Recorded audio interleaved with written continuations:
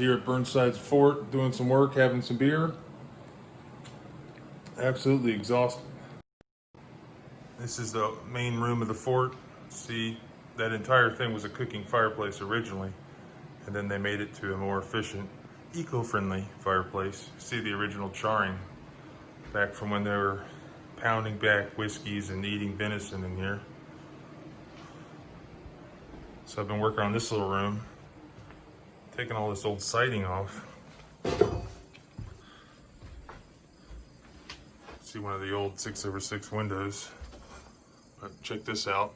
Original outside, one of the original outsides of the house when they put board and batten over the logs. And then they later, very early on, created this addition. But here, so this was the outside. So therefore under it are the logs of the original fort. So you can see the outside of the original 18th century fort for the first time in hundreds of years. There it is.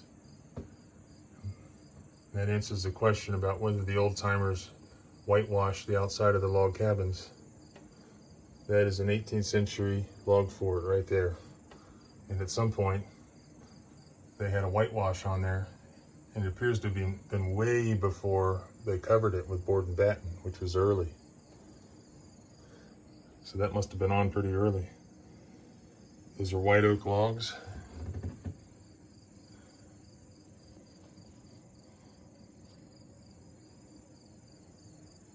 They chinked it with stone to make it bulletproof.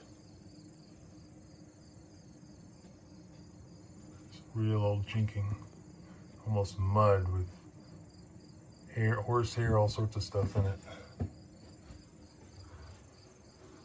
Again, that was board and batten that had trim that was taken off when the siding was put on. Back into the old log fort.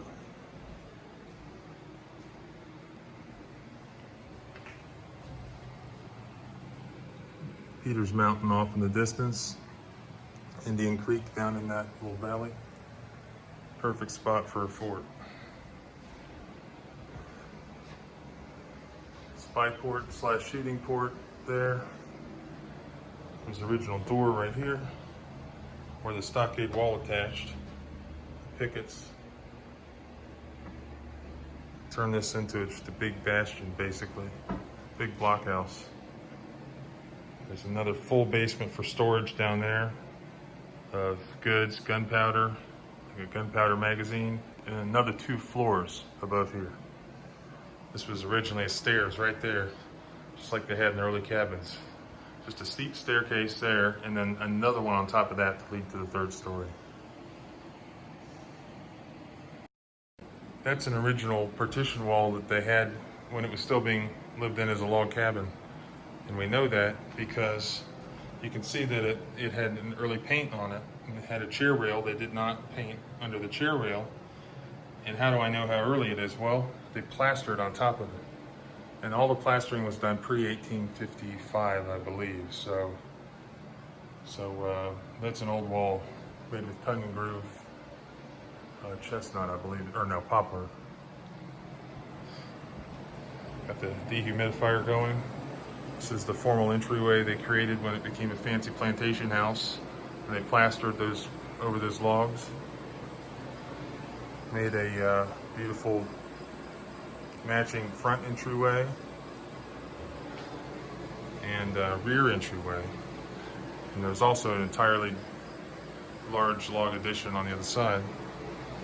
And so this was a exterior door, but it didn't just go to outside down into the grass. This was always a floor. So this has log cabin joists underneath. So this was a dog trot. It had a floor and it has ceiling, and it led to, as many plantation houses did, a kitchen. I believe it was originally log right here.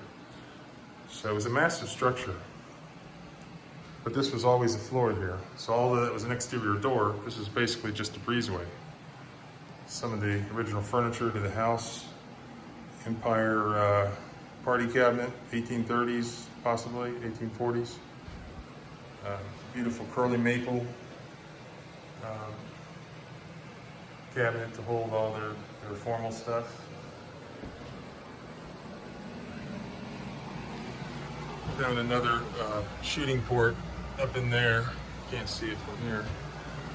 Back before the staircase was here. You can see that entire wall. It wasn't one door or window on the entire thing.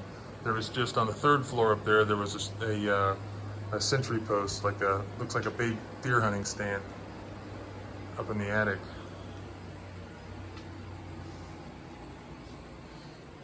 Last room to get to in here. Again, more of the whitewash. All the original books that were still in the house. This is the outside of the fort. Looks like there's a couple spots with bullet holes in it. You can see they used some newspaper when they put the plaster. This all had plaster over it. So you can see, well, when they plastered this wall anyways. 1858 newspaper. See the construction techniques for the outside of the fort. Had that oldest style of construction. So that was the outside northwest corner.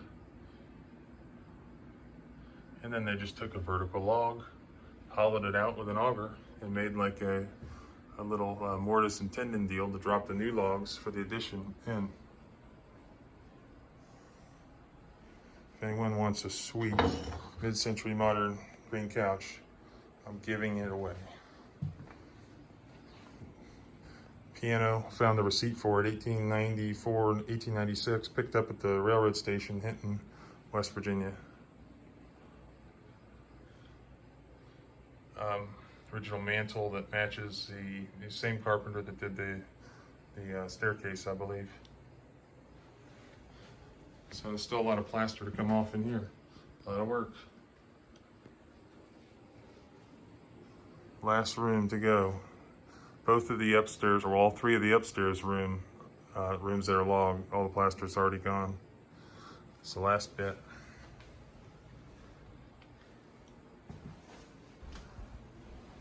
Big old rose head, blacksmith made wrought nails. Some of the original old chinking, all sorts of crap in there. Mud, grass, horsehair.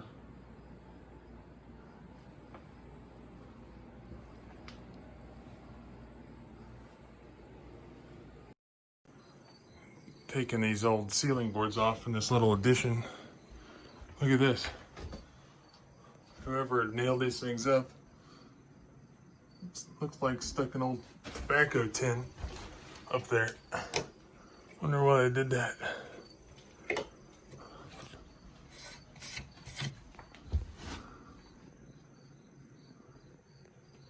Have to take a picture and see if I can date it. Probably the same time that they put that electric in.